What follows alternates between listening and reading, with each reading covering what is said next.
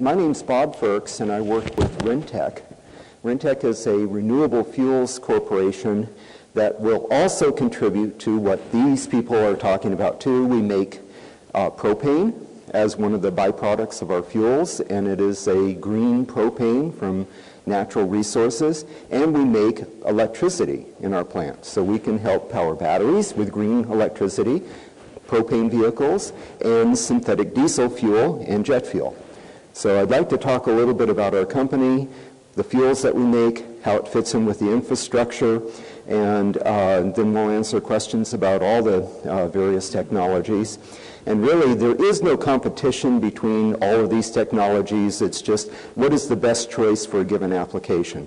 So think of these as just information gathering, and we'll all make the best decisions to reduce our dependence on foreign crude and to help the environment. Oops. There.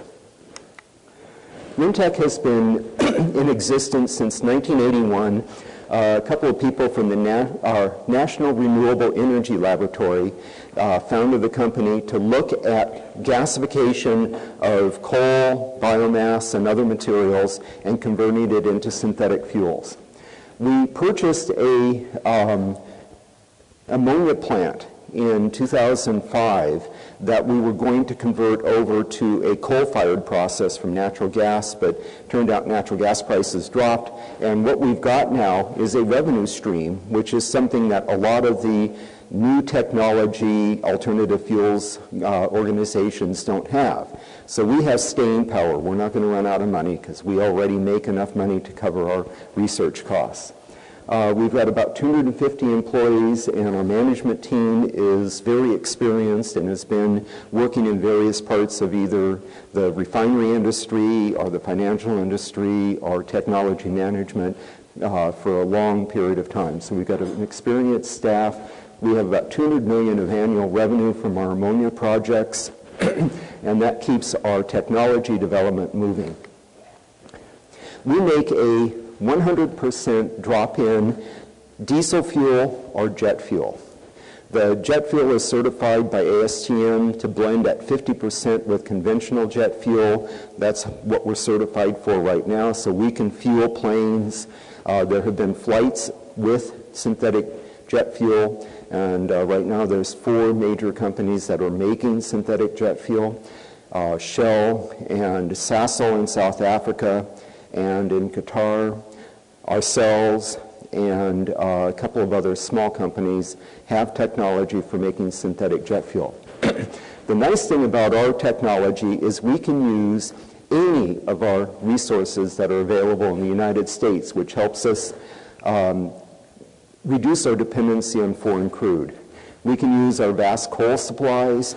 We can use petroleum coke, which is a byproduct of refining crude oil. It's the least valuable material you get from crude, and we can convert it into synthetic crude, or synthetic fuels. We can use our vast oil shales and tar sands, like the Canadian tar sands that are so helpful now to reducing our dependency on imported crude. We can convert that into synthetic fuel up there and ship it down by pipeline. We can also utilize natural gas, and we can use a lot of other bioresources.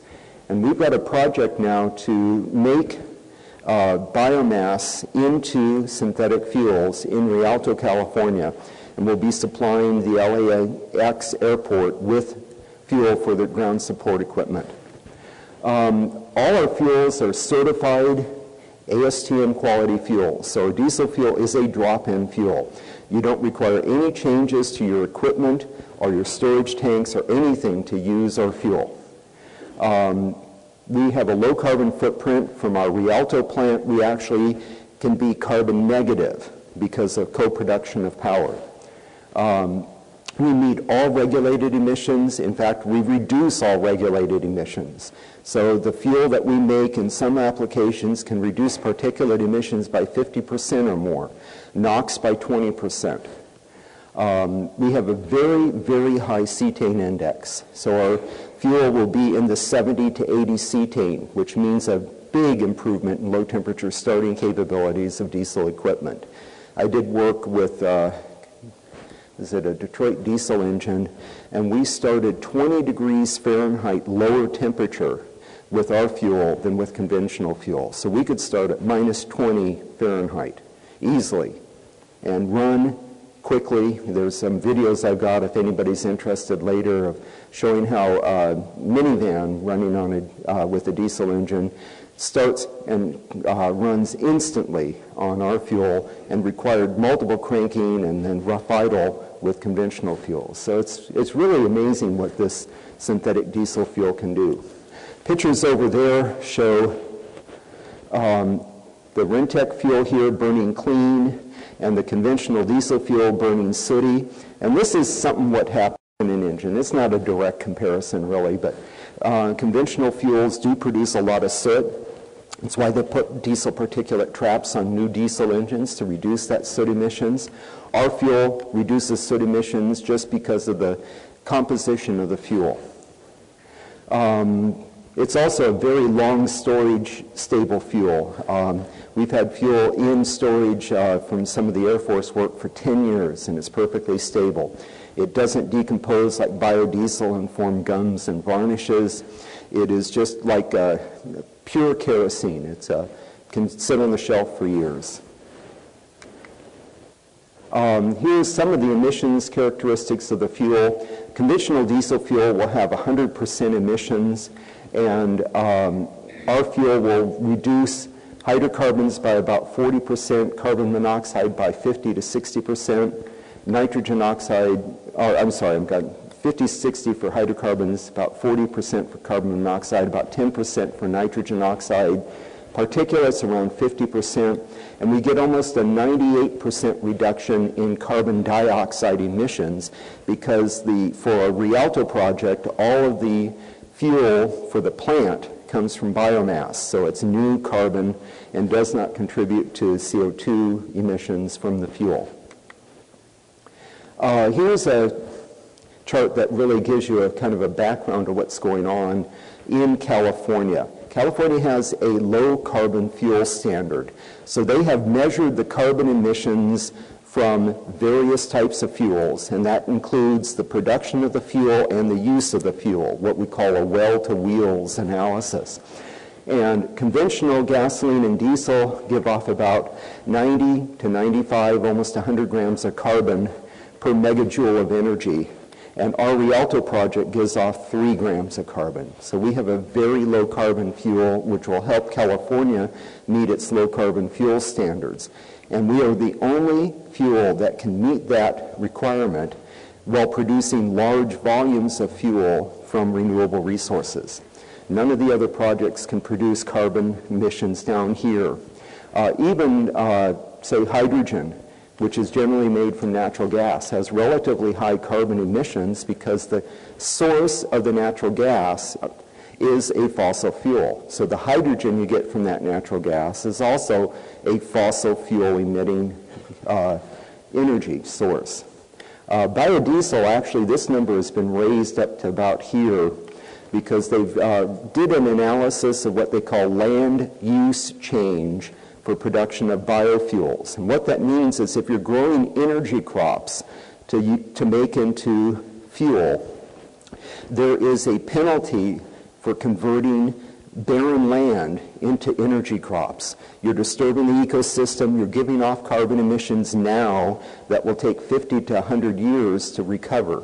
And so this is why biodiesel, which normally would be considered a biofuel and would have a low carbon emissions, actually has a pretty high carbon emission. So biofuels are not always the most environmentally friendly way to go for reducing carbon emissions and emissions in general from vehicles. We're developing a project in Rialto, and our pilot plant is in Denver, which is pretty much where I work. I work in downtown Denver. This plant is in Commerce City, about 10 miles away. And we've put in about $100 million in technology development in this project, building a pilot plant. We're going to have the first biomass gasification synthetic fuels production facility in the U.S. starting by the end of this year. We are partnering with Clear Fuels Technology, which is a Hawaii-based company. They are looking at growing energy crops in Hawaii because they no longer grow sugar, and gasifying that material and using our technology to convert it into synthetic fuels for Hawaii, and we're going to adopt that technology for other projects in the U.S. We also bought our own gasifier technology, which works under different conditions for different biomasses, and we are going to use that technology in Rialto to take green waste from the LA basin and convert it into synthetic fuels. We were named one of the 50 hottest companies in Biofuels Digest. Just for whatever that's worth, it's a recognition of what our technology is capable of doing. We do own 25% of the Clear Fuels gasifier technology, and we bought the Silva Gas technology. This technology works really well on wood waste, and green waste in the LA basin is pretty much similar to wood waste. It's a lot of tree trimmings and the like that would go into a landfill. So we're going to divert material that would normally fill up a landfill and convert it into synthetic fuels. We have several other projects we're looking at. It's a little early to say where, but we are trying to get access to forest lands and convert that material from forest residue into usable fuels. I'm going to skip this one. Our Rialto project is using urban woody green waste, and right now that material would go into a landfill and add a tremendous amount of volume to the landfill. It also decomposes in the landfill to give off methane and CO2. So by converting it into fuels, we take something that was a waste and convert it into a clean energy source.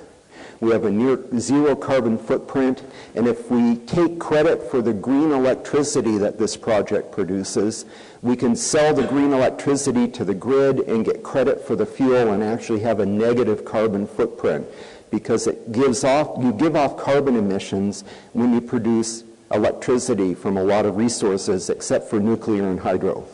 If you do natural gas or coal-fired power plants, they give off carbon emissions, and that has to be included in the carbon footprint of electrical power generation. But we can produce power from green waste, which has no carbon footprint.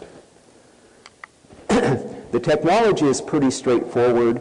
We take biomass, put it into a gasifier, and convert the biomass into carbon monoxide, hydrogen, and CO2.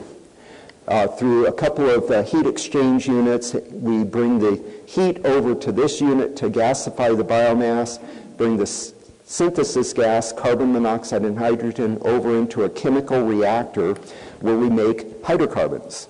Basically, we make wax, clear, white, candle-type wax. We run it through what is conventionally a refinery unit. It's just a simple hydrocracker, which is one small part of a big complex refinery, and we make synthetic diesel fuel, jet fuel, naphtha, and in the off gas from here, we make propane, butane, and other gases that can be compressed and used for other equipment. Projects in Rialto, and I'm not going to talk about it too much because it just gets into boring details.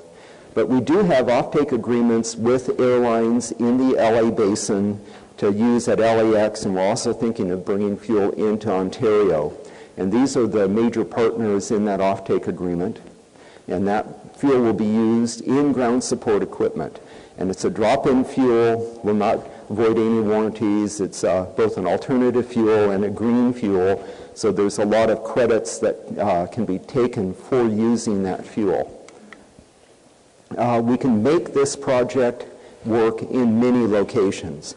Anywhere there's both municipal green waste and even municipal solid waste, we can segregate the good parts out of the solid waste, gasify it, and convert it into synthetic fuels. So in the LA basin, just from the green waste alone, we can make 5 of these plants, which would make about 3,000 to 5,000 barrels a day of fuel, and about 250 megawatts of power. And that's if we duplicate this type of project. We can probably make about 10,000 barrels of fuel if we don't make any green power. So we can trade off between what products we actually make. We think that there are about 100 waste-to-energy plants in the U.S. Most of these plants are utilizing municipal solid waste to produce electrical power. They just burn the waste. That's about a 20% efficient process in energy conversion. We're about 45% efficient in energy conversion. So we actually can make more energy from a waste resource than almost any other conversion technology available. And in the long run, energy efficiency is going to drive the economics and the success of these types of projects. Don't really want to talk about waste. So all the biomass that goes into our Rialto projects is available for diversion credits, and that means we get credit for diverting it away from a landfill, which makes it both environmentally more friendly and brings economic returns to the project, allowing us to sell synthetic fuel to the airlines at conventional diesel fuel prices. So there's no cost increase for utilizing this fuel. We will be cost competitive with conventional fuels. It's part of the contract.